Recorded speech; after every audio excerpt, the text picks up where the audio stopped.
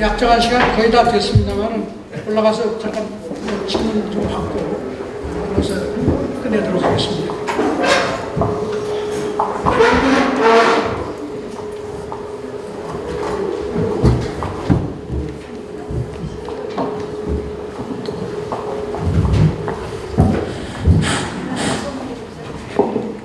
우리 이강호 의원 책을 보시면 중요한 건 나는 밥 빼먹은 것 같아서 바빠서 그런 것 같아.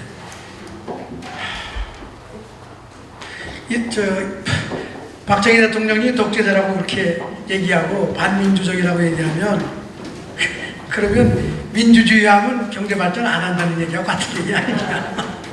역으로 따지면 말이에요. 그러니까 경제가 잘 발전하고 제대로 됐으면 그게 사실은 실질적인 민주주의로 이해를 할 수 있어야 되는데 그렇지 않고 박정희가 경제는 성공했지만 정치는 잘못해서 민주주의 잘못했다고 그러면 민주주의 잘못해야지 경제가 잘 되는 거예요. 그럼 이제 그런 아주 역설적인 질문을 책에다가 던졌습니다. 참고하시기 바라고요. 질문하시고 싶거나 뭐 좀 궁금하거나 뭐 질문 있으면 좀 말씀 좀 하시죠. 예. 마이크 좀 가져주세요. 하나는 저쪽에 있어요.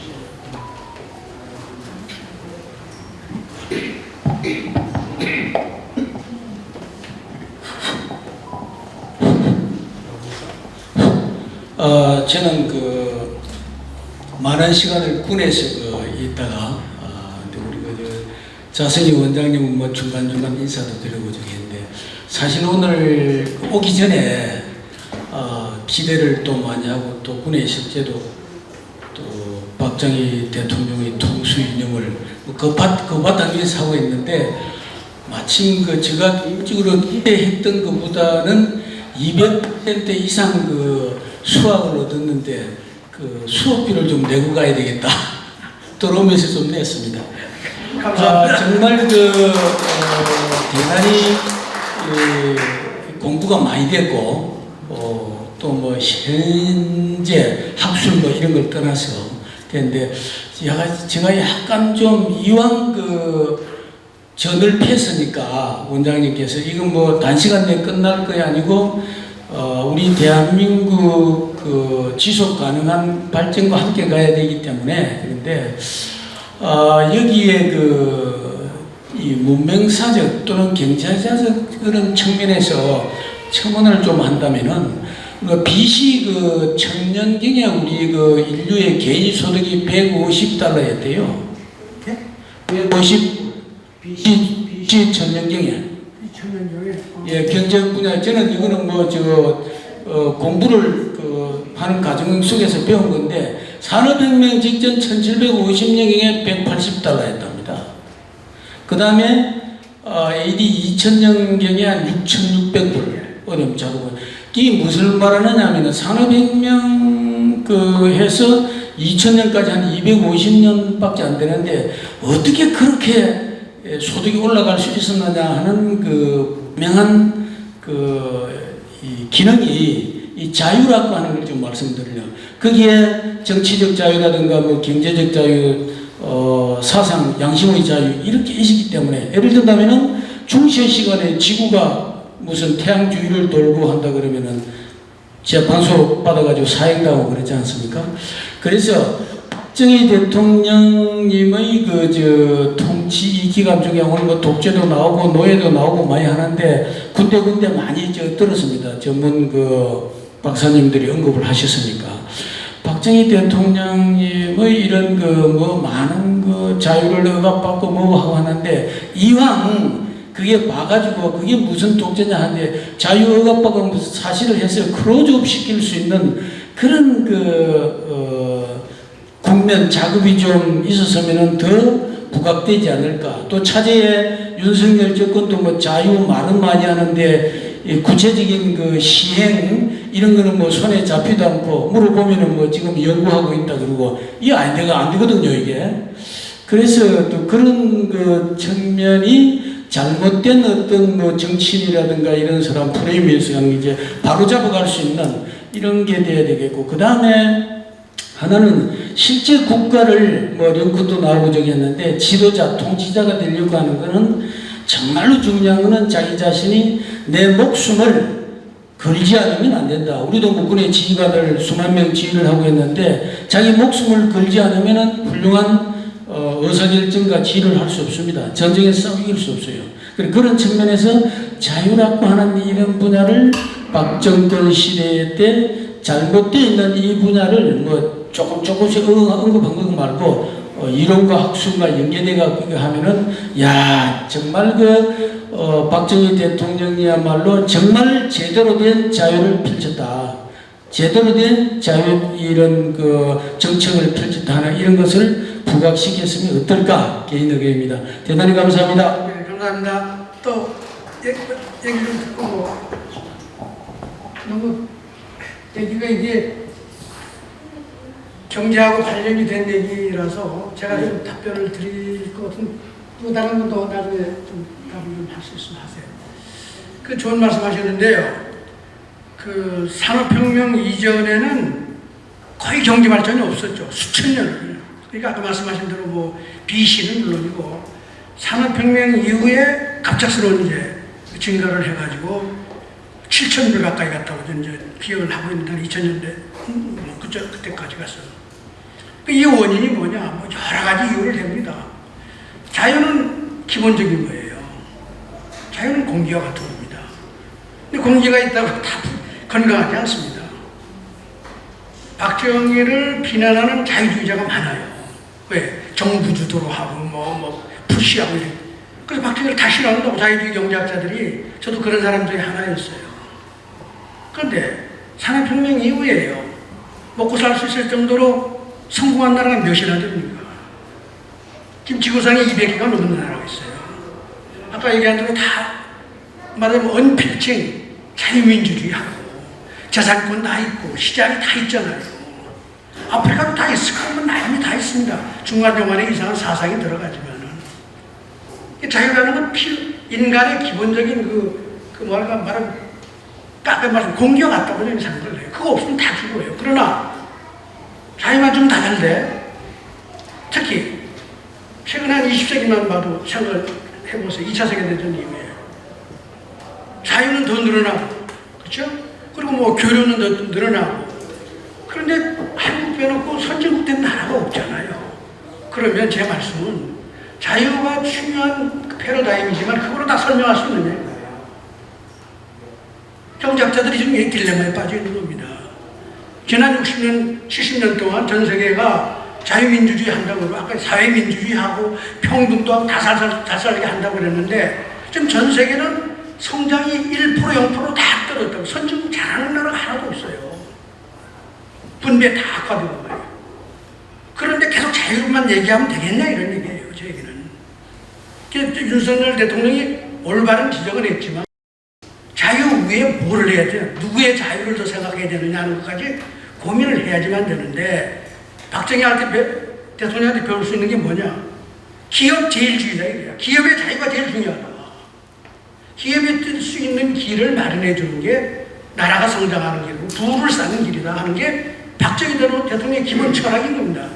그런데 그게 시장이 잘 때 그렇게 해야 시장이 발전하고 그게 또 자유가 일어나는 거예요. 근데 대한민국 기본적으로 경제학은 그걸 안 봅니다. 자유만 얘기하니까 구체적인 대안이 없어서 후진국이 다 딜레마에 빠져 있어요. 선진국이 하는 제도를 다 가져다 놨는데 기업이 만들어지나요? 사람이 움직이나요? 안 움직이잖아요. 박정희는 용이 주도하게 기업을 움직이는 아주 정말 천재적인 매니플레이터라고 이게 인센티브를 가지고 기업들이 움직이지 않으면 안 되게 만든 사람이에요. 성장가 도와주고 말이에요. 그 제가 늘 주장하는 건 잘하는 기업이 더 대접받으면 더 잘할 거 아니냐. 그거를 많은 사람이 정부가 주도해서 자유에 어긋난다고 그래. 그런데 여러분 시장이 뭐 하는 장치인지 아십니까? 시장이 잘하는 사람 도와주는 게 시장 아니에요. 잘하는 기업 도와주는 게 시장이고. 그럼 자유라는 건 뭐냐? 자유를 주면 반드시 잘하는 사람이 잘 나가는 거고 그 사람이 더 잘되게 해야지만 그 나라가 되는 거예요. 근데 거기 아까 제가 언급했지만 평등이 들어오면 다 죽어버리는 거예요. 지금 자유를 주장하는 사이에 여러분 하이에크가 자유를 통해서 자유주장을 통해서 공산주의 문제를 지적을 했잖아요. 그 이후에 공산주의자는 전부 다 평등을 들고 지금 세계를 주른단 말이에요. 지금 전 세계가 사회주의화되고 있는데 그 이유가 뭐예요? 평등의 이념이 자유를 압도하고 있습니다. 전 세계로 평등의 가치가 높단 말이에요. 평등이 들어오면 자유는 죽는 거예요. 그렇기 때문에 지금 이승만 대통령이 걱정하신 문제가 여기 있는 겁니다. 아니 평등 문제를 어떻게 할 거냐 이게. 박정희 대통령이 그 평등 문제를 어떻게 해결했냐. 잘하는 사람이 또 대접받고. 말하자면 자유를 주면은 차이가 확대되잖아요. 그래야지 각도 열심히 동기가 보여서 뛰는데 그리고 다 평등하게 만들어요. 그게 지난 30년 동안 우리가 해온 거 아니에요. 그래서 제가 보기에는 이게 지금 딜레마예요. 대한민국이 지금 어디서 공부를 많이 하신 것 같은데 자유만 가지고 되는 거라면 손은 다 달 거 아니에요. 정부 손 들고 가만 안 됐어. 그래도 괜찮겠어요? 박정희 그렇게 안 했습니다. 사람이 어떻게 해야지 자기 잘 살기 위해서 열심히 노력할까? 새마을운동을 하는데 어떻게 하면 이 마을들이 경쟁적으로 열심히 해서 다른 마을보다 더 잘할까? 요거를 뒤에서 아주 교묘하게 인센티브를 조절해서 뛰게 만든 사람이에요. 그래서 성과를 내고 물론 그 뒤에 그 사람은 일할 때 계획을 세우고 기업할 때 투자하는 거 자유를 다 줬잖아요. 그러니까 제 말씀은 이게 아주 우리나라가 지금 딜레마가 그겁니다. 자유주의가 대단히 중요한데 그것 때문에 박정희는 다 죽는 거예요. 그리고 이제 그간에 평등 가지고 떠들다가 나라가 망하기 시작하니까 윤석열 대통령에서 자유를 내고 있단 말이에요. 그럼 어떡할 거냐? 첫 딜레마입니다. 그래서 좀 더 고민을 많이 해야 되는데 저의 답은 박정희는 시장에 자유를 줬을 때 일어나는 그 과정을 잘 간파하고 그거를 프로모트하기 위한 정책을 했다. 시장을 살리는 일을 계속 한 겁니다. 그 시장 자유도 결과적으로 시장 자유가 늘어났지만 경제학자들 입장에서 박정희는 맨날 정부 주도로 개입하고 이랬으니까 이 사람이 반자유주의적이고 문제 있다 이렇게 하고 덮어버리는 거 아니에요. 그래서 이게 좀 대한민국의 문제고 좀 사실은 전 세계 경제학계의 문제일 수도 있다는 생각이 듭니다. 뭐 답이 됐나요? 제가 또좀 하시죠. 제가 예. 네. 워낙 고급 질문을 주셔가지고 이 기회를 타서 좀 말씀드리겠습니다. 이 소중한 방금 얘기하셨듯이 소중한 자유라는 것은 개인 생활의 자유죠. 우리가 개인의 자유를 가져 중시한다 할 때 개인의 신체는 물론 개인 생활의 자유죠.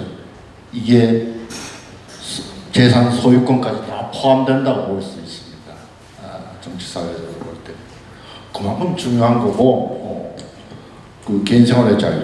헌데, 고대 로마 공화정 시대부터 이 리베르타스, 자유와 라이센스, 방종은 동전의 양면이에요.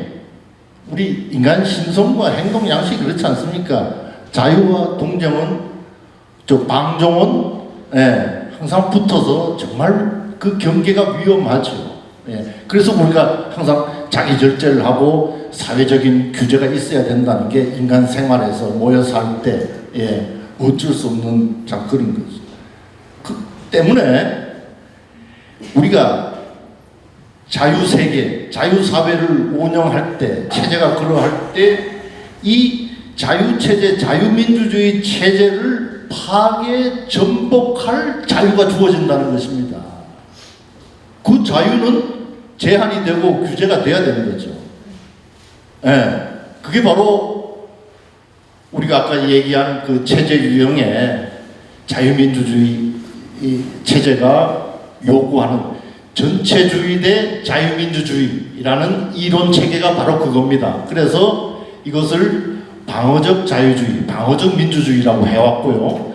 독일 서독 헌법, 대한민국이 통합진보당을 해산한 박근혜 대통령 때 그게 바로 한국 헌법이 요구한다고 보는 방어적 민주주의 이론이었어요. 거기에 의해서 왜?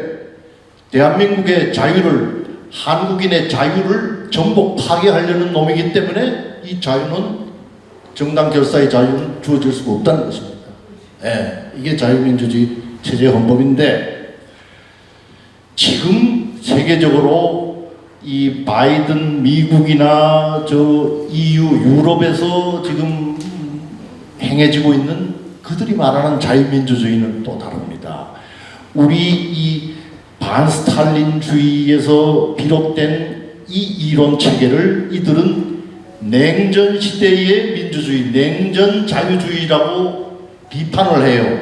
그러면서 더욱더 무슨 문화 마르크시즘이니 이 캔슬 컬처니 미국의 역사를 뒤집어엎는, 지금 한국 우리 역사를 지금 교과서부터 해서 다 뒤집었잖아요, 애들이. 예, 좌익 전복 세력들이, 민족 해방, 즉 한국의 빼뚜콩들이 지금 사회 각국은 다 장악하고 지는 수준을 다 뒤집어 엎어놓은 겁니다. 현재 그 상태인데 이걸 정상화를 지금 아직 못하고 있는 거죠. 굉장히 어렵습니다. 이미 구조가 됐기 때문에.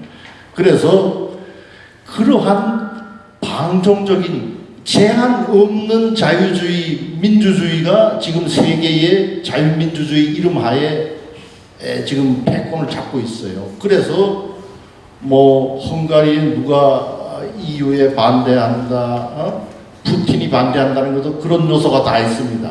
너무 방종적이고 획일적이고, 아니 거기다 각자 일정한 후진국의 사정이 있을 텐데, 그러니까 카터가 박정희 대통령한테 한 짓이랑 똑같아요. 무차별적으로 솔제니친이 그런 카터와 같은 미국 리버럴들을 극히 비판했죠. 전체주의의 최전선에서 고군분투하고 있는 대한민국과 박정희 대통령을 니들이 그렇게 할 수가 있느냐 말이야. 이 머저리들아, 나쁜 놈들. 그렇게, 그런 상황. 그래서 민주주의 자체가 다수결이면은 무슨 짓이든 할 수 있다는 게 민주주의 가장 1차 원론이거든요. 굉장히 위험한 겁니다. 그래서 민주주의는 제한이 돼야 되는 것이고, 그게 바로 우리가 얘기하는 대의제 자유민주주의입니다. 자유의 언저리는 그렇다고 보시면 되겠습니다. 제가 한 가지 말씀을 더 언급을 더 한다면요. 지금 저희 정부가 지금 걱정이 되는 게, 윤석열 대통령의 자유를 얘기하니까 말이에요. 그냥 놔두면 되는 거 아니냐는 그런 분위기가 있습니다.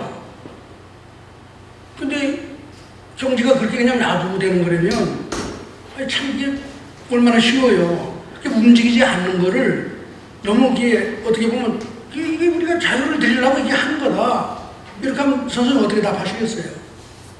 이게 참 딜레마라고요. 그렇기 때문에 저는 박정희를 배워라. 박정희는 뭘 했냐? 시장의 역할을 제대로 잘 할 수 있도록 여러 가지 방식을 통해서 시장을 만들어낸 사람이에요. 근데 그거는 그런 맥락에서 안 보고 그냥 강압적으로 하고 이렇게 정부 정책을 산업 정책도 다 반대하잖아요. 제가 산업 정책 얘기를 많이 해서 요즘 얘기를 하지, 주류 경제학에서는 산업 정책은 잘못된 거라고. 여러분 아시겠죠? 어공화국이 들어와서 제일 먼저 반박정희 선언을 한 게 뭐냐? 월드뱅크하고 손을 잡고, 월드뱅크하고 박정희의 산업정책은 실패했다고. 아직도 그게 기록으로 남아 있습니다. 근데 우리나라 정부에서 한 번도 그걸 교정한 적이 없어요. 지금 웃기는 나라 아니에요. 그럼 산업정책 하지 않으면 어떻게 산업을 일으키느냐? 그럼 사람들이 그 정부가 하는 거니까 안 된다 이거야. 놔둬야 된다. 그렇게만 얘기할 게 아니라 정부가 어떻게 정말 자유주의적으로 해서 이거를 일으킬 수 있느냐는 고민을 더 해야지만 그게 선진국들이 산업혁명을 통해서 일어난 과정을 우리가 레플리케이트 할 수 있지. 그래 그냥 시장이 알아서 하는 거야. 이거는 사실 너무 나이브한 자유주의다 이런 생각입니다. 저는. 죄송합니다. 우리 이강원 씨는 할 말 없어요? 이제 기회를 주시면 되면 다른 질문이 있는 모양이에요. 좀 더 듣고 사시겠어요? 같이 묻고서.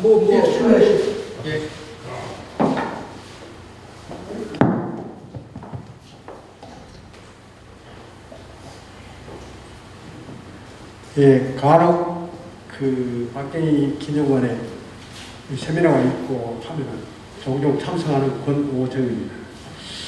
오늘 강의 잘 들었습니다. 우리 발표도 잘 들었고, 이 제목이 유신 50주년 욕인데,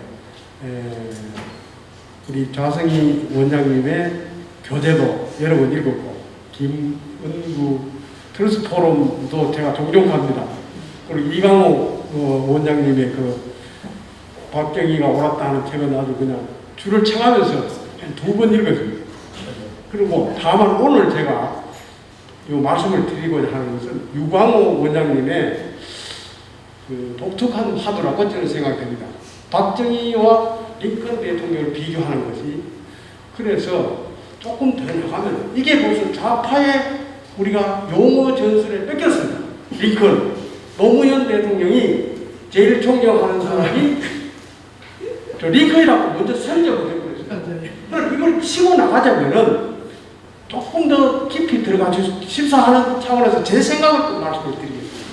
첫째, 두 분의 인물상을 내고, 그 다음에 시대상을 좀 그때 당시에 양국의 시대상을 비교를 해주시고, 그 다음에 거기에 정책을 대비해 주시고, 그리고 그 후에 국가의 변화, 변혁상을 좀 연구해서, 그리고 국가 건설에 어느 정도 기여가 됐느냐.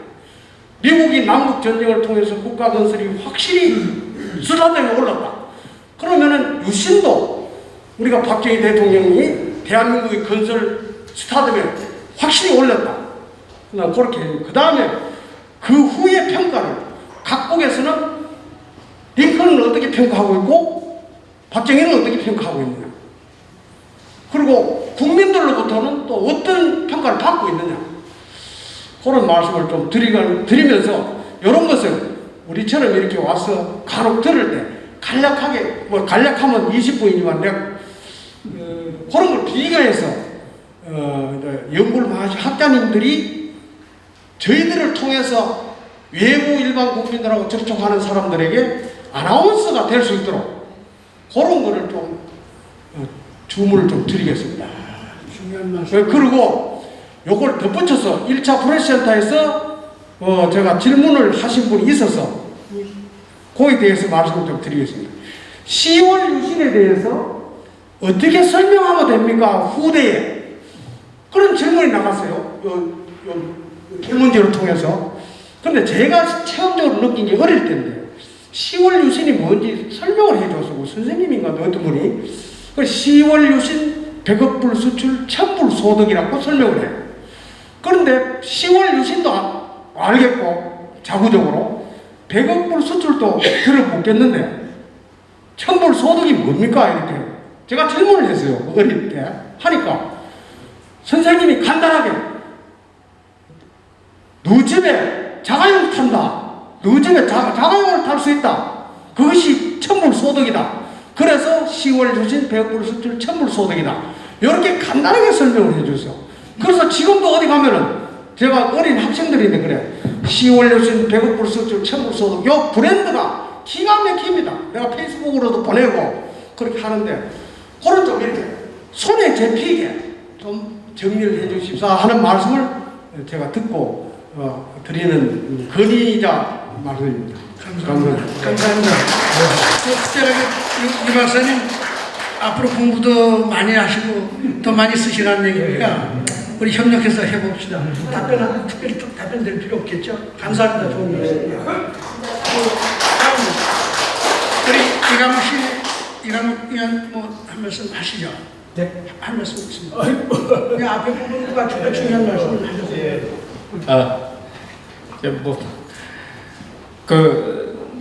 글도 꼭 읽어봐 주시고요. 예.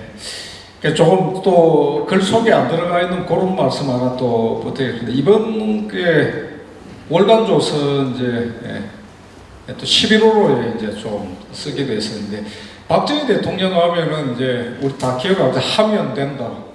다 아시지 않습니까? 저는 이제 하면 된다라는 정신이 얼마나 소중하고 대단한가 이런 부분들 말씀을 이제 드리려고 합니다. 하면 된다라는 어떤 이 정신하고 바로 정반대 대극에 있는 게 하면 안 된다는 겁니다.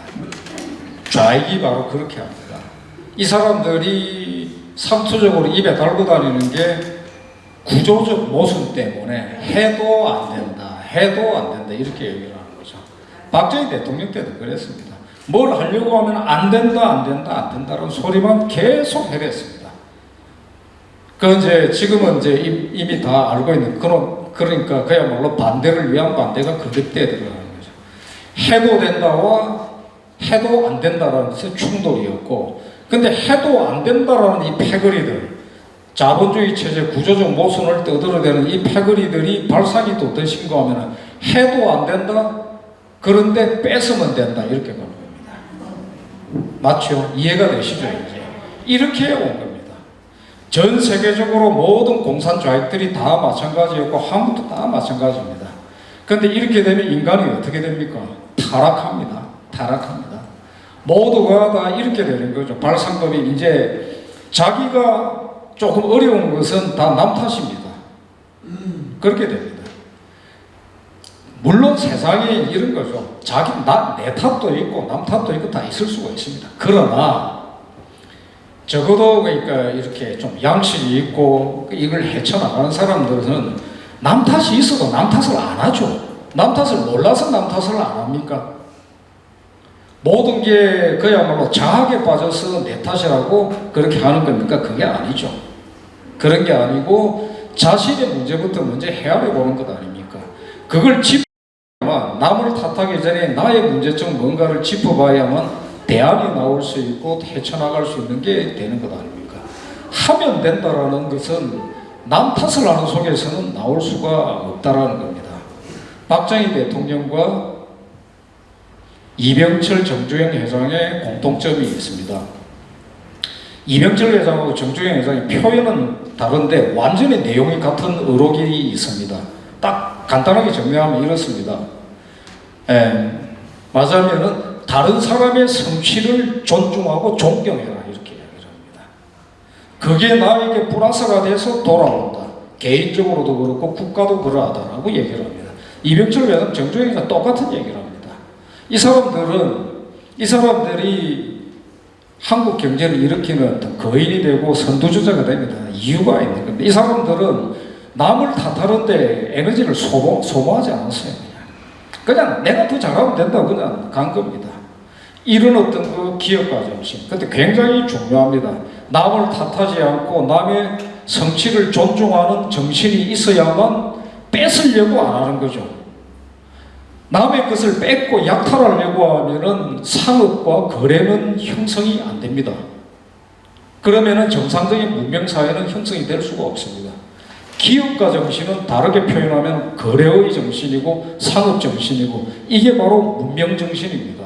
내가 필요한 것을 남이 가지고 있다, 그것을 뺏어오는 게 아니라, 약탈을 하는 게 아니라 거래를 통해 가지고 내가 노력 봉사를 해가지고 어떻게 획득을 하든 어떻든 다른 물건을 주고 어떻게 하든 이렇게 거래를 통해서 획득을 하겠다라는 부분들, 이 정신이 거래 정신이 상업 정신이고 기업가 정신이고, 이 정신은 곧바로 남을 탓하지 않고 나의 책임을 더 중요하게 생각을 하는, 이거 그대로 연결되어 있고, 그런 정신을 가질 때만 하면 된다라는 생각, 즉 내가 하는 게 필요하다, 이렇게 되는 거죠.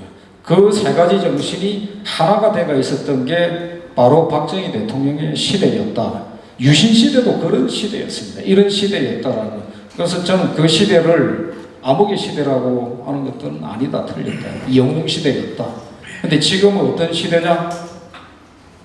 해도 안 된다, 뺏으면 된다라는 놈들이 판치면서, 그래서 마침내 남을 탓하면서 범죄까지 해대는, 보이지 않습니다. 범죄가 결탁이 됐습니다. 이렇게 치달아가고 있는 이제 양아치 정상배의 시대가 되었습니다. 저는 이들을 다시 한번 차단을 해야 된다고 생각합니다. 비상을 이렇게 짓겠습니다. 감사합니다. 아주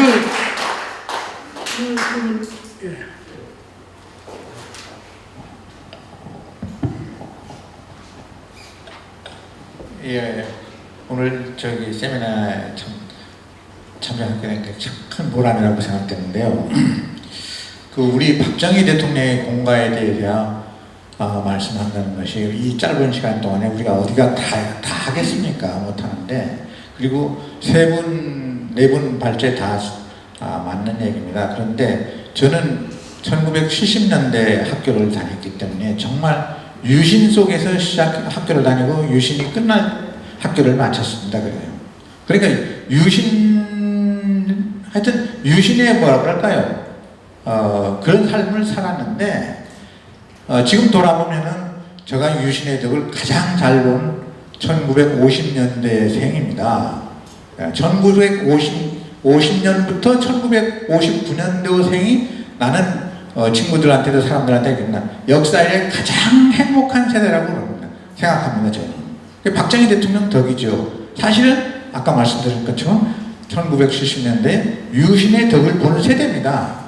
그런데 여기서 계신 우리 좌 박사님도 저도 잘 알고 두 분의 박사님 말씀도 다 듣는데 다 하는 말씀들입니다. 어디 가서든 다 하시는 말씀드리고 학문적으로 하는 얘기인데 저는 오늘 가장 감명 받았던 그 발제가 우리 김은구 대표님의 발제였어요. 왜?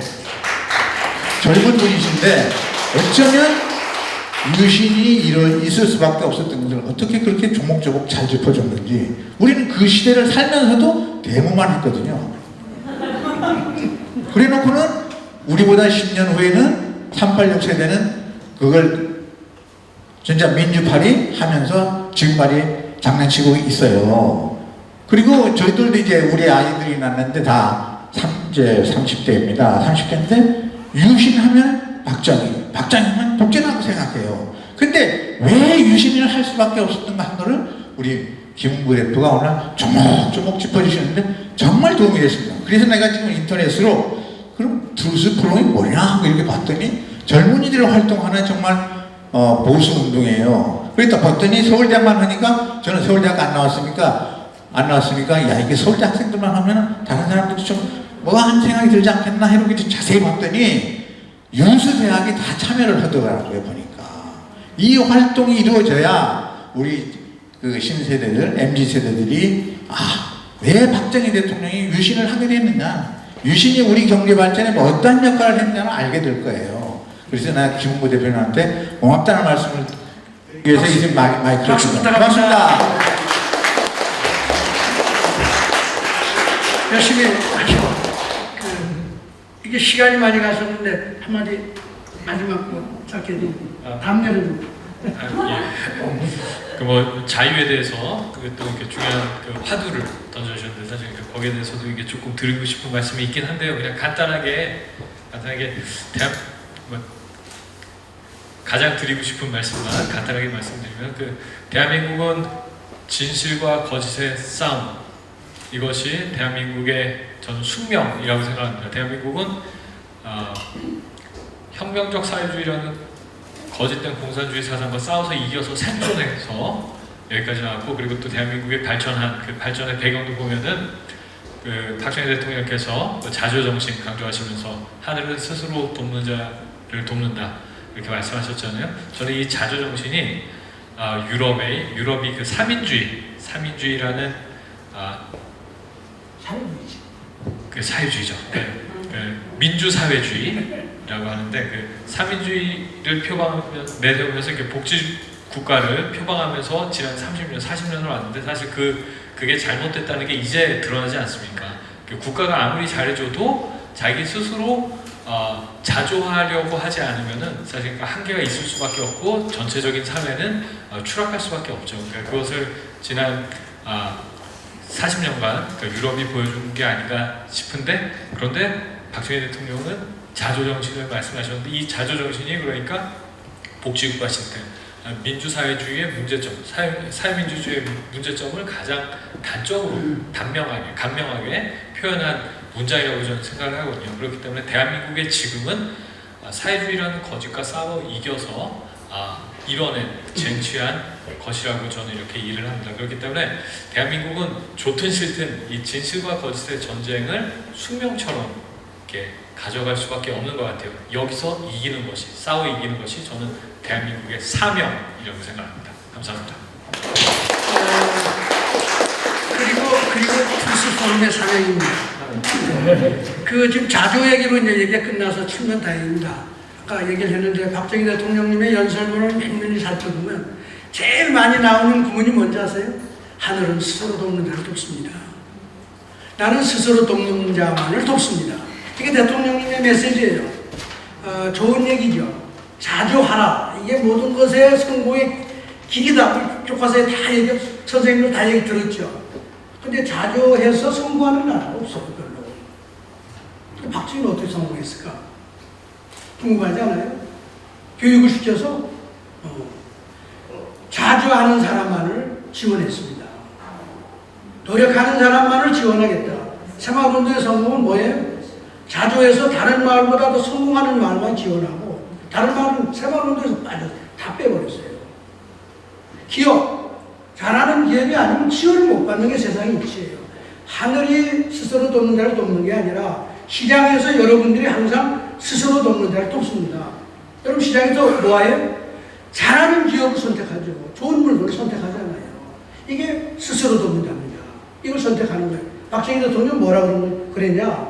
나는 하느님이고 시장이에요. 스스로 도우세요. 그럼 정부가 옆에 있고 서포트합니다. 그렇지 않고 정부에 가서 돈 내라. 예를 들면 달라고 그러는 사람 이거 지원 못합니다. 새마을운동은 그렇게 한 겁니다. 그러니까 아까 자유를 얘기했지만 자유를 주면 온갖 권리를 다 주장하는 거예요. 평등도 주장하지요. 근데 박정희 대통령이 평등이 어디 있냐? 잘하는 마을도 있고 못하는 마을이 있는데 어떻게 꼭 같이 지원하냐 하는 게 대통령님 국민들한테 한 얘기란 말이에요. 그래서 오늘 자주로 얘기가 끝나서 자주를 하려면 박정희처럼 해야 된다. 그런 사회를 만들면 그럼 윤석열 대통령이 할 일이 뭐냐? 박정희 대통령님의 전략과 정책을 배워야 된다. 저는 그렇게 생각합니다. 자, 시간이 많이 갔지만 또 중요한 얘기라서 재미있게 얘기를 많이 했습니다. 여러분 경청해 주셔서 감사하고요. 정말로 다음번 토요일 날도 또 시간 되면 관람해 주시기 바랍니다. 감사합니다. 수고하셨습니다.